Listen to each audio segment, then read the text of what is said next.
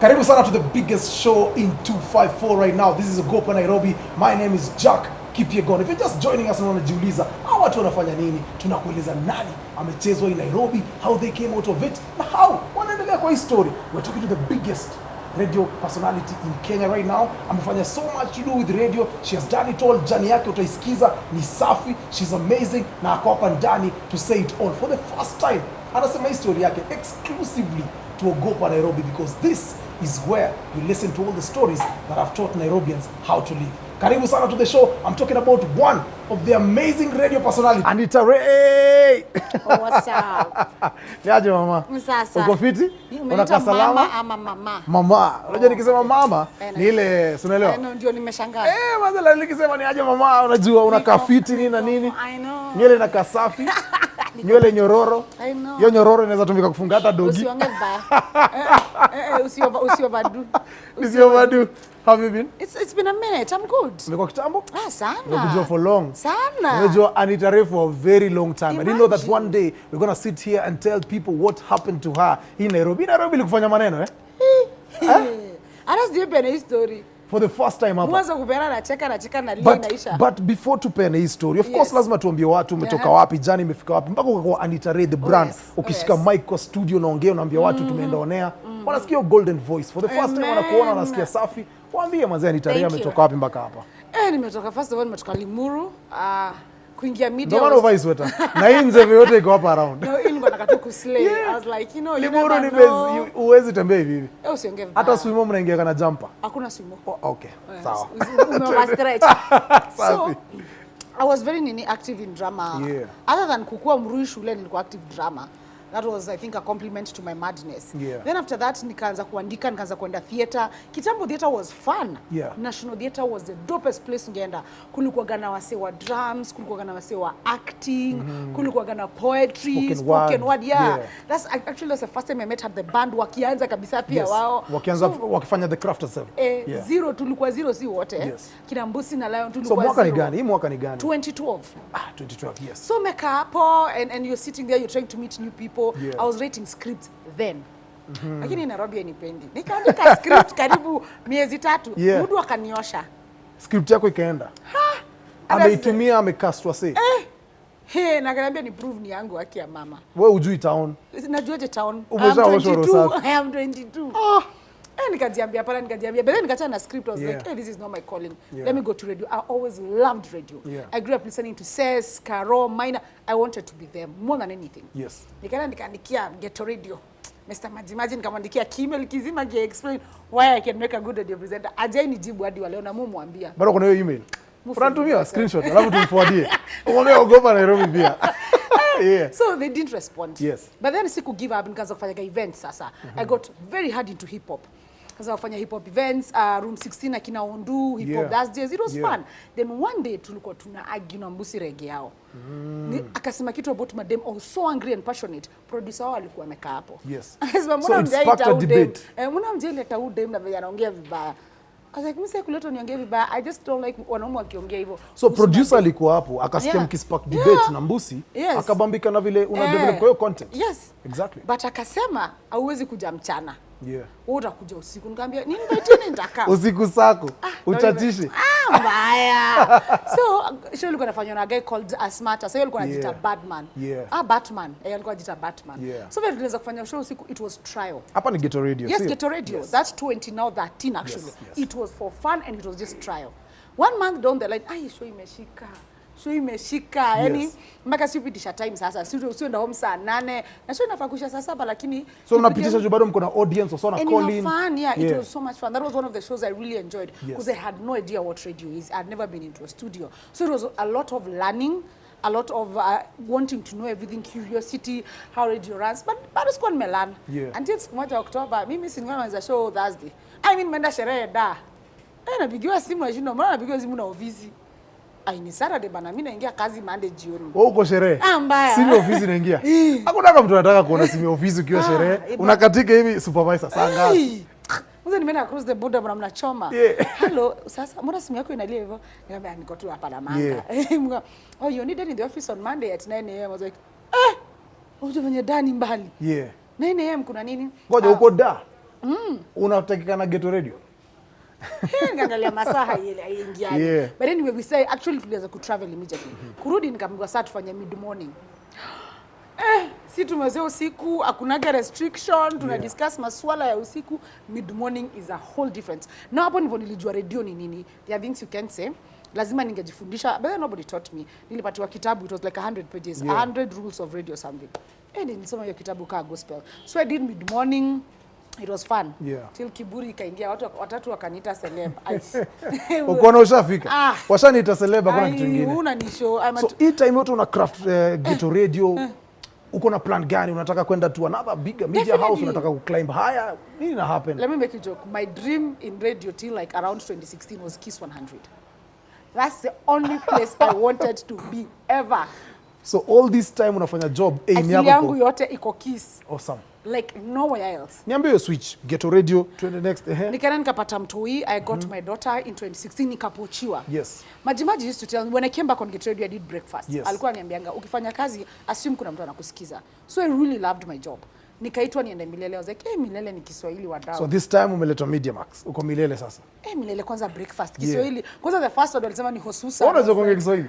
Ile ya huko achana yetu ya town. Ile siku nilingia pale nikambo hosusa kuna mandhari mandhari safi kama hii ya Swiss Lenana Mount. It took me a whole month before I went on air. Yeah. Then after a while it was a good gig. Milele FM was an eye opening for me, a bigger audience, Swahili audience, and learning Swahili was, I knew Swahili but now speaking Swahili on air was something else. Yes. Radio Jambo akakuja. So how long did you stay at Milele? Milele FM I stayed for around 10 and a half months. Okay, so we go to Radio Jambo. Radio Jambo. No, Radio Jambo was the biggest time of my career. Yes.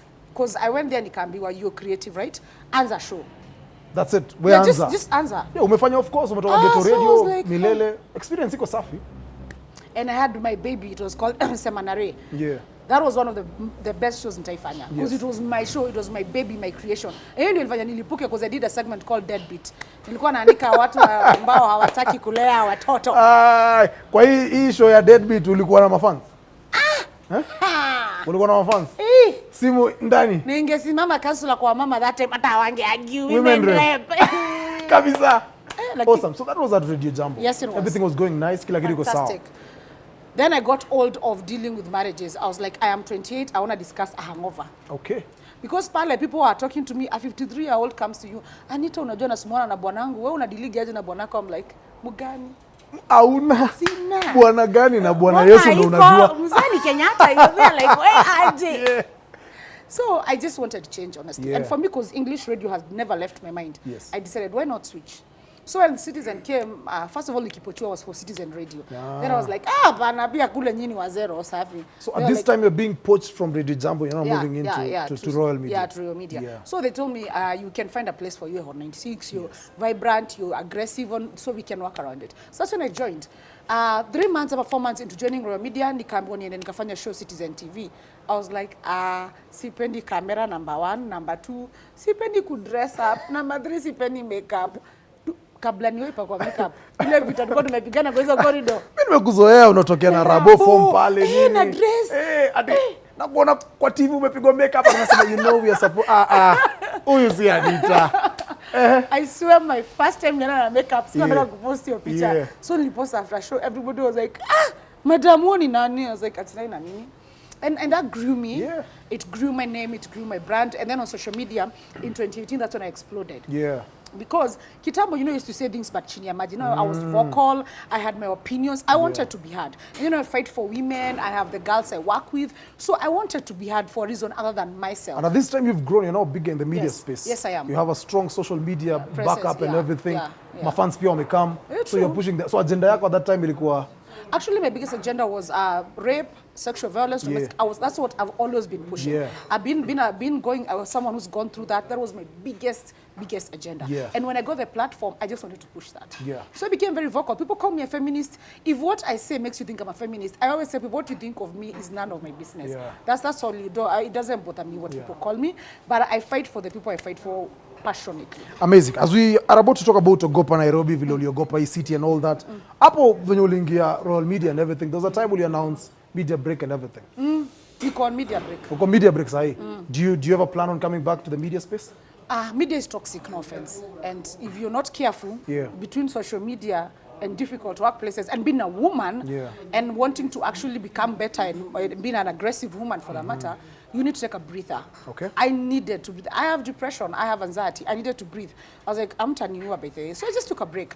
I want to go back, but not yet. Like, I'll go back. Unajua, radio is the love of my life. It's the only thing I enjoy doing more than anything. But I'm just working. I have a foundation for girls. I like giving back to those kids. It gives me life. Yeah, we'll talk about that later. But for now, we have to tell you about it all because you've heard it from Annitah Raey. Everything is going on nicely. Amemove kutoka Ghetto Radio all the way mpaka kafika Royal Media. All this time, she's self-taught. She has become a big brand. Everything is going on well. But one time, in Nairobi, vile mimi huambia kila siku manze, lazima unyoroshwe. Alifanya nini? Tell me what happened. Go. The shame with this story, like, yani mimi mtu akiwerudia hii story, if you ever see me in person, don't ever ask me about this story because I don't discuss. And this is the first time you're saying it here.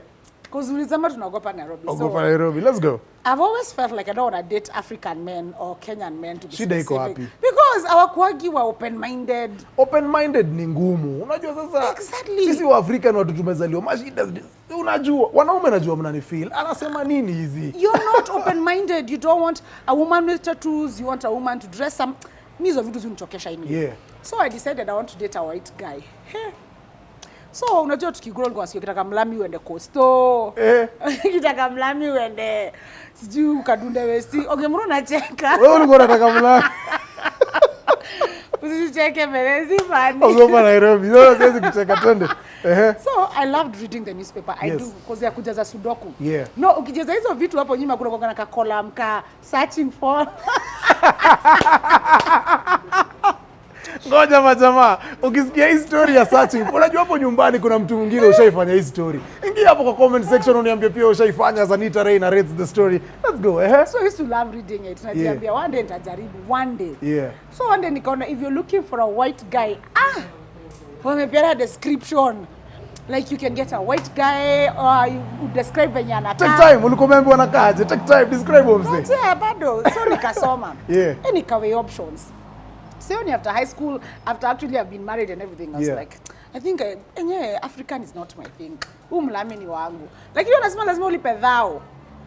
Nikajiambia, hawa wakulipa ni trick. Hawa seni wa smart by the way. Nikajiambia kwanza niwapime pia mimi ni wa text kwanza. So wameacha namba hapo. Anasema you looking for mlami nini namba iko hapo. Do you want to find love? Do you want to find your soulmate? So mnaregister na tao. Kupata mlami. Relax. Hatari. Twende. So nikawa text. Nikaambia hi, my name is so and so, and I saw you ad. Say waitishi do kwanza. Describe what you're looking for. Annitah, mimi ni nani? Fantasy zimeingia. Alejandro. Ushaingia warp trick. Umedownload picha. Niko na yeye kwa akili. Najua chenye nataka. Tall. I'm not dating a person who's short. Caucasian. So ni mlami hezi kwa dark, so tall options. Caucasian. Mbona unakuuliza color of the eyes? Say one overdo pia. Hii tao ni acha nayo. So umeuliza hawakuitishi do. So najiambia maybe they are not after money. I mean mtu anatafutia bwana. I mean and it's the love of my life. Nini wanakupatia options. We are from this country, you have to choose.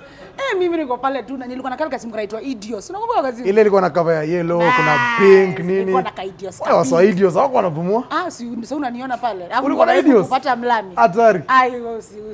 Hii ni usicheza na mimi. Nimechagua kila kitu. Akaniambia so now you're going to give us a day. We see if you have anyone matching that kind of profile. Hawajaitisha do. So bado hii time wana build confidence. Hawajaitisha pesa. Hata hawajataja. Nikajiambia kumbe hawa watu wako serious. Nikajiambia Annitah, all those unajua venye unapanganga all those people who talked badly about me this day yomoka. Mtafanya harusi na mzungu. Na mlami. Guy, they saw me in darkness. So wakaniambia after the next day they were like, we found a few people but you have to send the registration. Akili nituma hiyo do bila kufikiria. Because this time ume build confidence yako. One time nikatuma do one time. Ushaona wewe una imagine umechoose maka height kala ya macho utaka pande hii utawapea sana haters. Mimi niko pale kwa haters. So after to go through your process yote wakanipatia 2 days, tupatie 2 days to contact, tumpatie washa kutisha mpaka profile yako. After wale mtammatch. Annitah, me am a woman of God. I am patient. I will not lose patience. Who am I? I'm a woman of the Lord, I will wait. Na kitu umeombea. Of course. Umeona kwa gazeti umeombea. Mpaka God anashangaa utaomba kitu hivyo. Then after that wakasema nikuje, I'll never forget. The guy calls and says unafaa kukuja tao, kuna hapo hivyo Tomboya huku juu, maduka exhibition ilikuwa hapo. Watu wenye wanajua maduka wanajua maduka. So, town yenyewe. Hapo maduka exhibition. Na Annitah ameenda nilikuja. So hii time una kafiti nini? Kwa unajua of course unapigwa hook up. Hebu sicheze na love is not even a joke. Annitah ndio huyo ameenda kutafuta love. Yaani mimi naenda kutafuta love. Nimefika hapo, msi akakuja. I think that's one of the things that I'll never move on from. Alijileta. Akaniambia, so we met the person, either yako tushaka kuregister, ini profile yako akanipeleka kwa kasaiba kako hapo. Ujione. Umundio profile. Umepeana height, age. Unatoka wapi? Umeandika Limuru. How many kids do you want? Nimeandika. Wewe ushaona familia. Can you relocate? Yes. Mashida za Kenya zimekuchosha. Unataka kwenda one time. Hata sifikiri twice. Juu ndege itachelewa, simu ushaweka flight mode. The guy tells me, sasa ili tukupatie profile yake unahitaji kuongeza dao 2. Koja kwanza. So this time tactics zimechange. Juu washaona sasa umeget hamu ya kujua umse. Wanasema ongeza 1,000. 2. 2K. Sasa wako na yeye na nikafunguliwa profile yake hapo. Oh, this is the guy kwenye na ai. Ushaingia kwa mati mbona unasikia ngo utalipia konda fare. Unajua wewe umeomoka. Wewe uko na mlami already. Ngapi?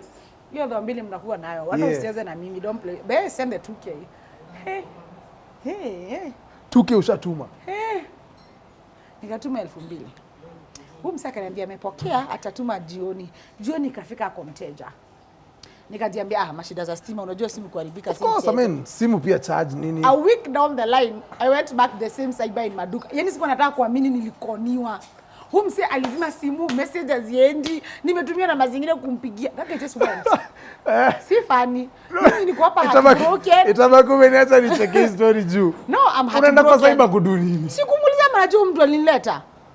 Kwa mse wa cyber. Ushaikuwa heartbroken? Wewe shinda hapo ukicheka. Hiyo hata mimi story haikuwagi funny. Actually nilia.